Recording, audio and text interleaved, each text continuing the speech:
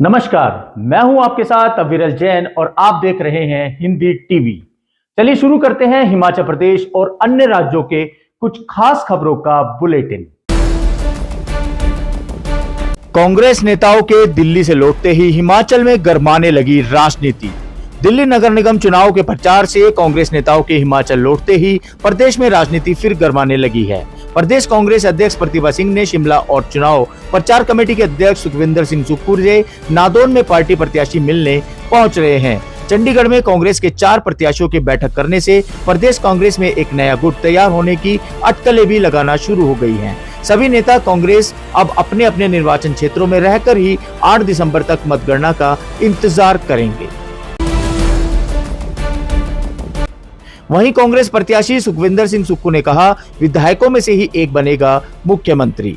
हिमाचल प्रदेश विधानसभा चुनाव के परिणाम की घोषणा से पहले कांग्रेस में मुख्यमंत्री पद को लेकर अटकलों के बीच कांग्रेस प्रचार समिति के अध्यक्ष एवं नादौन से प्रत्याशी सुखविंदर सिंह सुक्खू ने कहा है कि मुख्यमंत्री विधायकों से ही बनेगा।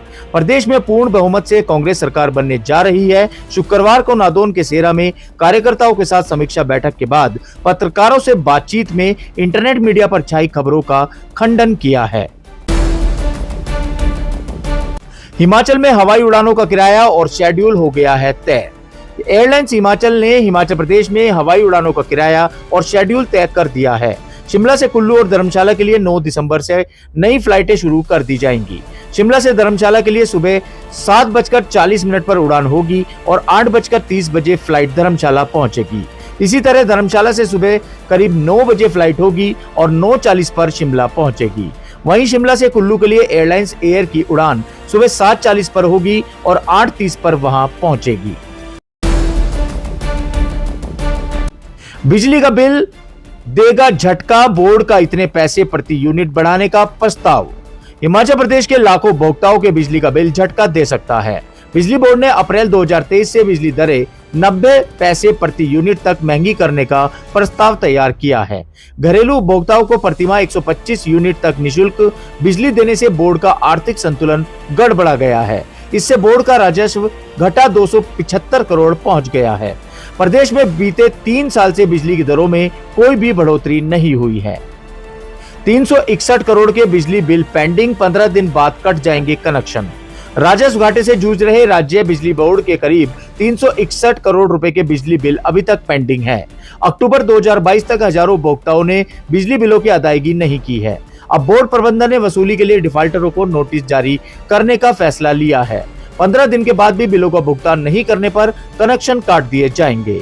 करीब 1 वर्ष से बिजली बोर्ड को 361 करोड़ रुपए के बिलों का भुगतान नहीं हुआ है। वहीं भगवान के घर डाका, हनुमान मंदिर का शीशा तोड़ पैसे उड़ा ले गए चोर।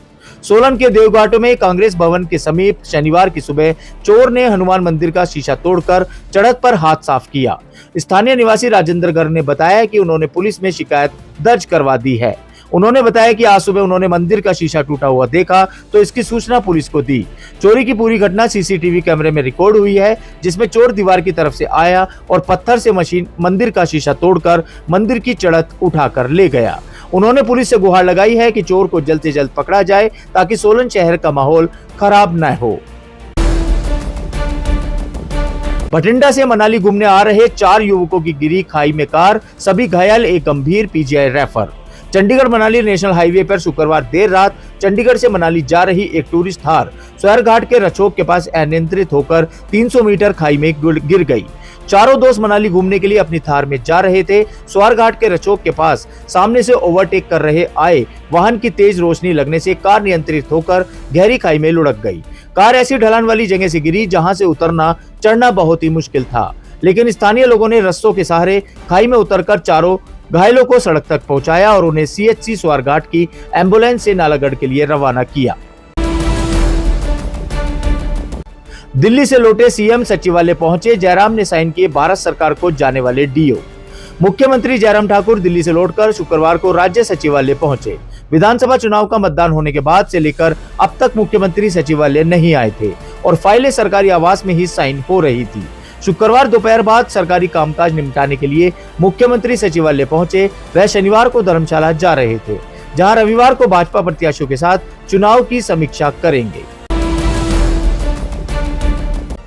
वहीं स्मार्टफोन हैक पर डाटा चुरा रहे हैं ठग, साइबर सेल ने किया अलर्ट। स्मार्टफोन जहां लोगों के काम को सरल बनाने में वरदान साबित हो रहे हैं, स्मार्टफोन यदि गलत हाथों में पड़ जाए तो यह लोगों के लिए अभिशाप भी बन सकता है, क्योंकि शातिर इससे अपना प्राइवेट डाटा चोरी होने के साथ साथ आपकी जासूसी भी कर सकते हैं।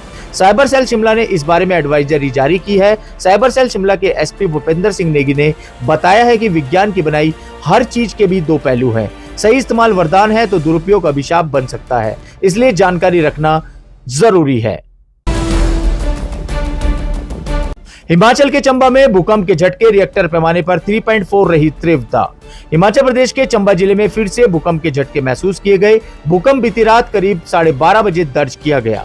भूकंप की तीव्रता रिएक्टर पैमाने पर 3.4 आंकी गई और इसका केंद्र जमीन के अंदर 5 किलोमीटर की गहराई पर था। हालांकि भूकंप से किसी तरह के नुकसान की कोई सूचना नहीं मिली है। T20 सीरीज की बात करें तो ऑस्ट्रेलिया के खिलाफ T20 सीरीज में खेलेगी हिमाचल की रेणुका ठाकुर और हरलीन। ऑस्ट्रेलिया के खिलाफ होने वाले 5 मैचों की T20 सीरीज के लिए हिमाचल की रेणुका ठाकुर और हरलीन देओल को टीम इंडिया में स्थान मिला है। 5 मैचों की सीरीज का पहला मुकाबला 9 दिसंबर को खेला जाएगा। BCCI ने शुक्रवार को भारतीय महिला टीम की घोषणा कर दी है। तेज गेंदबाजी की कमान रेणुका ठाकुर पर निर्भर करेगी। इसके अलावा हरलीन देओल भी सीरीज में ऑस्ट्रेलिया के खिलाफ चमक सकती है। कोरियर से उत्तर प्रदेश भेजी गई 40 लाख की नकली दवाइयां पकड़ी। राज्य दवा नियंत्रण प्राधिकरण की टीम ने शुक्रवार को सोलन के हिमाचल प्रदेश के बद्दी से कोरियर से उत्तर प्रदेश भेजी गई 40 लाख की नकली दवाइयों को पकड़ा है। गिरोह इनके कोरियर के जरिए ठिकाने लगाने की तैयारी में था। फर्जी बिल ट्रेस करने पर टीम को पता चला कि कोरियर के माध्यम से ही नकली दवाइयों की सप्लाई हुई है। यह कोरियर आगरा के लिए भेजा गया है। ऐसे में हिमाचल दवा नियंत्रक अधिकारी ने शुक्रवार को आगरा पुलिस और ड्रग कंट्रोलर से संपर्क भी किया है। तो ये थी हिमाचल प्रदेश और कुछ अन्य राज्यों की खास खबरों का बुलेटिन। ऐसे ही और खबरें जानने के लिए देखते रहिए और फॉलो करें और सब्सक्राइब करना ना भूलें हिंदी टीवी।